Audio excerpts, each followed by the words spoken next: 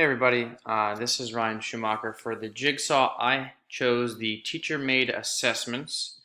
So from the chapter by Mills and some other outside research that I did from the University of Greenwich, um, I kind of broke it down into two types of teacher-made assessments. I broke it down into formative assessments here on the left. So formative assessments are anything in which you are monitoring student learning and providing the continuous feedback to both the teachers and to the students. So examples include warm-ups, homework, exit slips, and questioning. Um, Everything that's kind of happening during the class in this case. So part of formative assessment and what it is, it's important to make sure that you are explaining the rationale for actually doing it for the students. When you engage the students in those types of assessments, it allows them to develop the skills that are necessary to take away from the formative assessment, but it also allows you as the educator to kind of see if they have the conceptual understanding of what is taking place. But most importantly, one of the things that I always look at in terms of formative assessments is that it allows us as teachers to adapt our lessons that better suit our student needs. On the other end, you have summative assessments, which are typically evaluating student learning at the end of a unit. So usually they're going against some type of standard or some type of benchmark. So a lot of the standards in PDE SAS are what you're comparing your summative assessments to. So examples include, your unit tests, if you do research papers or any type of projects in a unit.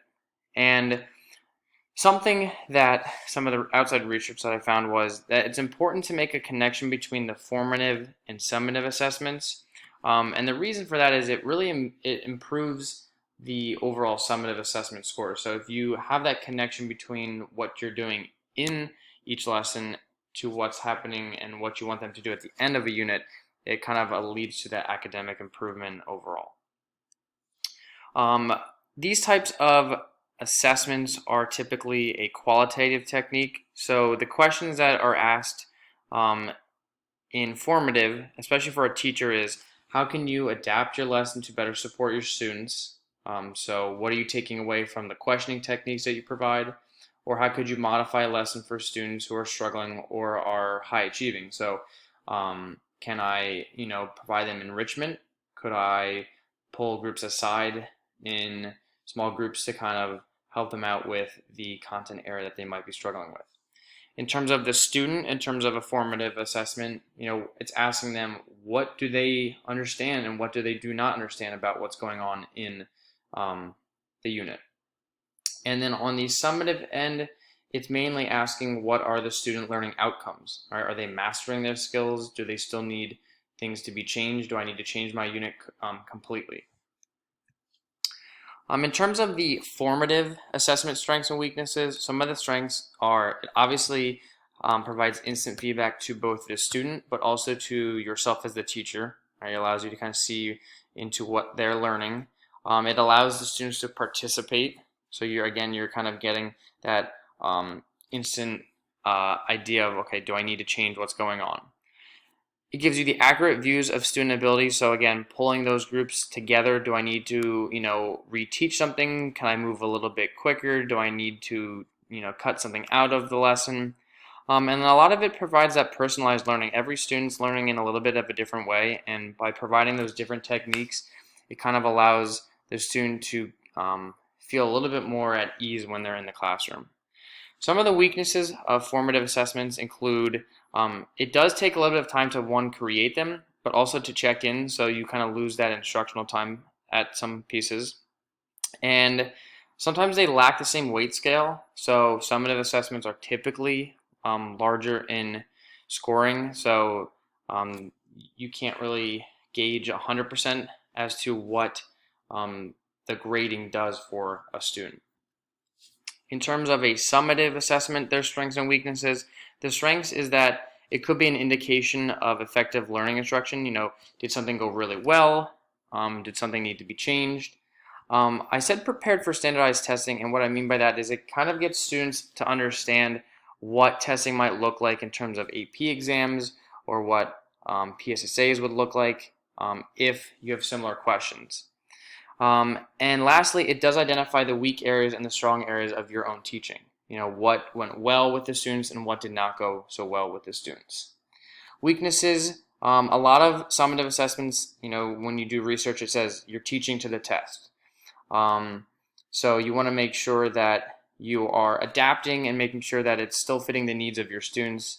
Summative assessments sometimes focus on memorization, just making sure that they get from point A to point B without them. But the goal is we want to make sure that they're conceptually understanding, but it definitely causes an issue for memorization. And sometimes even if they are poorly made assessments, especially when Mills talked about the idea of adapting textbook assessments rather than adopting, because we have the ability to kind of see what best suits our students in each case. I think the validity and the reliability of these types of assessments are pretty important. So the other article by Mertler kind of discussed this pretty well.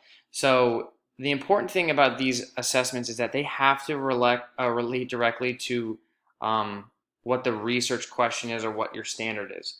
So if the test is your instrument that you're using, making sure that it's connecting to the characteristic and the standard that's going on. So the example that they provided was if a student survey was used and what was their attitudes towards learning mathematics, you have to make sure that the questions on the survey are dealing directly with the various aspects of that idea of learning math and not other subject areas. So if you are doing a survey and they don't tie directly to what you're doing, then you lose that validity of what's taking place. So you need to make sure that it's actually the appropriate thing to be using.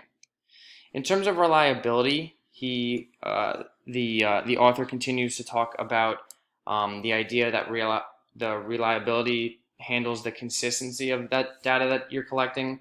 So if you have different outcomes of data, that is where the unreliable piece comes into play. But if there are similar outcomes in terms of using this as a resource or a data tool, then you could actually consider that to be reliable. So the author talked about 3 ways to test reliability. You could test and retest, equivalent forms, and the one that they really got into was the internal consistency. And internal consistency is just a statistical estimate in which the test is done once.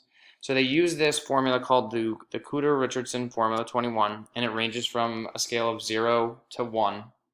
And the closer it is to 1, the more reliable that your data is actually going to be. So on the left here, you can kind of see the actual formula that is used and what each variable represents. R stands for the reliability index, K is the number of items on the test, M is for the mean or average score, and SD stands for the standard deviation of the scores.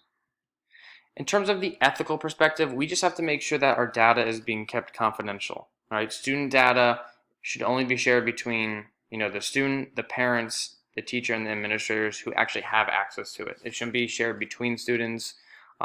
It's got to be kept in a way that everything is safe and secure. So hopefully that kind of helps you understand a little bit more about the teacher-made assessments in terms of what formative assessments and summative assessments look like. Thank you.